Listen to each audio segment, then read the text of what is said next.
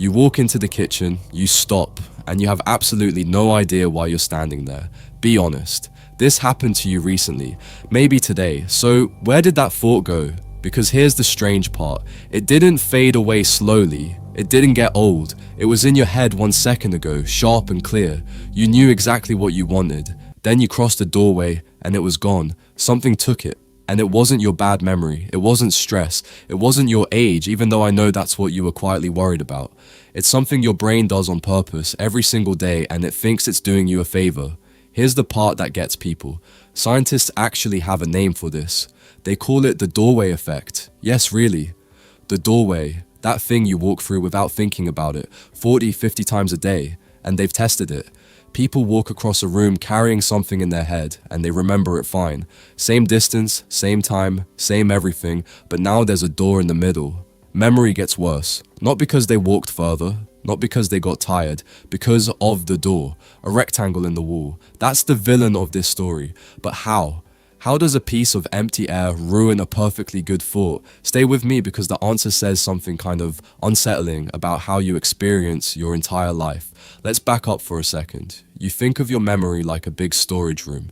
Stuff goes in, stuff stays, and sometimes you can't find things. That's the picture almost everyone has. And it's wrong. Your memory works more like a desk, not a warehouse. A desk, a small one. And on that desk you can only keep a few things at a time. Your keys are there. The thing you're about to say is there. The reason you stood up is there. Everything else is in drawers somewhere, filed away, and getting it back takes effort. That desk is tiny, way tinier than you'd like. And here's the thing about a small desk. Every time you need space for something new, something old has to get pushed off. Okay, so here's where it gets interesting. Your brain does not experience your life as one long, smooth video. It doesn't. It chops your life into chunks. Little episodes. Scenes, basically, like a movie. And it needs a signal to know when one scene ends and the next begins. You know what one of the strongest signals is? Changing location. Walking from one place into a different place. So the second you step through a doorway, your brain goes, oh, new scene. And it does exactly what you do at the end of a scene. It clears the desk, wipes it clean, makes room for whatever comes next.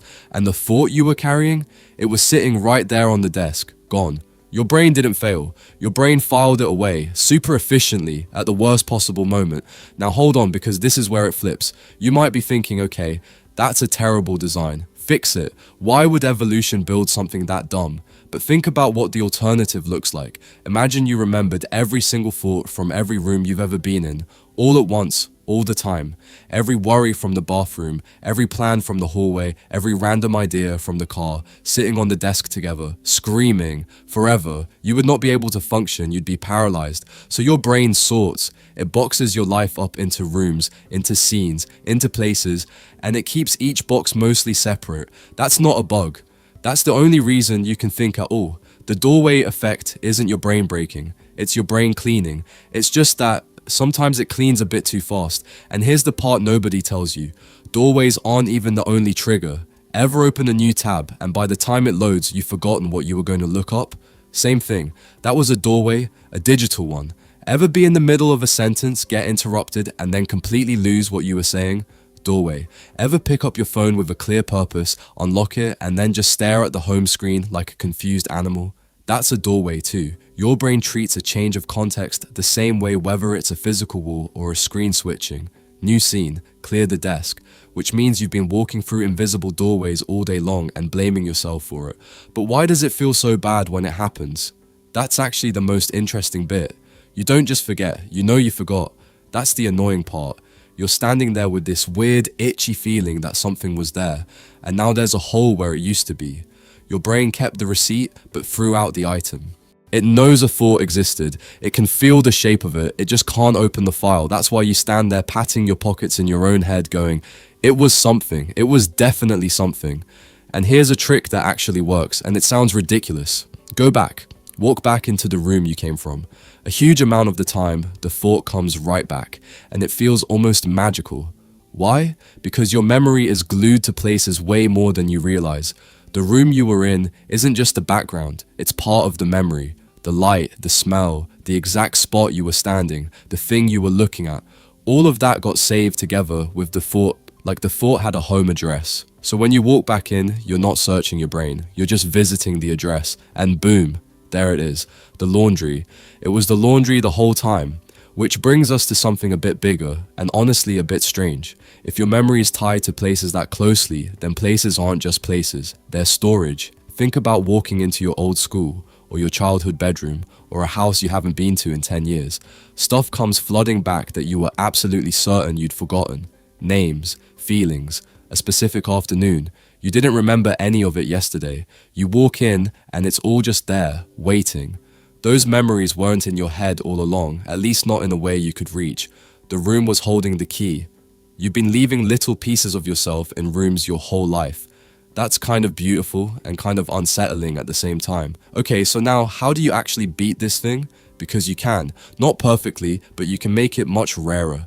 And it takes about 1 second. First one, say it out loud. Just say the thing. Say laundry as you stand up. Sounds stupid, works incredibly well, because now the thought isn't just sitting quietly on the desk, it's being repeated. And repeating something is basically telling your brain this one stays.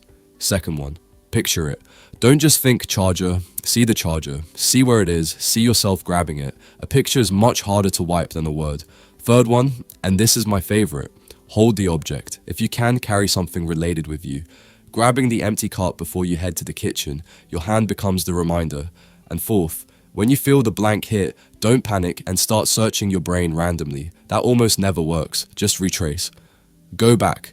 Let the room do the remembering for you. Now, quick, important thing, because I know some of you are worried. If you walk into rooms and forget stuff, that is not a warning sign. That's not memory loss. That's the most normal brain behavior there is. Everybody does it. Young people do it constantly. It's not a sign anything is wrong with you. It's just a very small desk doing a very big job. So let's go back to where we started. You walked into the kitchen, you stood there, your head was empty and you felt kind of dumb about it. But you weren't dumb. You were watching your brain do one of the smartest things it knows how to do. It closed the chapter, it cleared the space, it sorted your messy life into rooms so you could actually handle being alive. It just didn't tell you it was doing it, and once you know this, you can't unsee it. You'll notice it tomorrow. You'll step through a door, feel that little blank, and instead of being annoyed, you'll go, ah, there it is, new scene. So here's what I want to know. What's the dumbest thing you've ever forgotten the second you walked into a room? Tell me in the comments, because some of these are going to be incredible. Subscribe if you like, finding out why your own head does the strange stuff it does. That's pretty much all we do here. See you in the next one.